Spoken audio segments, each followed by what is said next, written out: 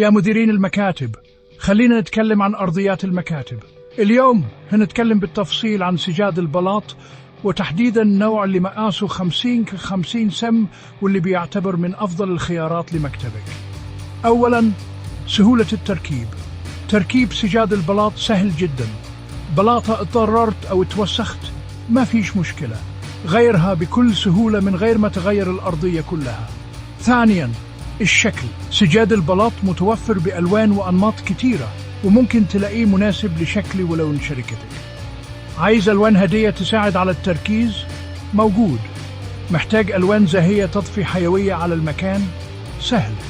ثالثا، عزل الصوت. سجاد البلاط بيمتص الصوت، وده بيساعد على توفير بيئة عمل هادية وأكثر إنتاجية.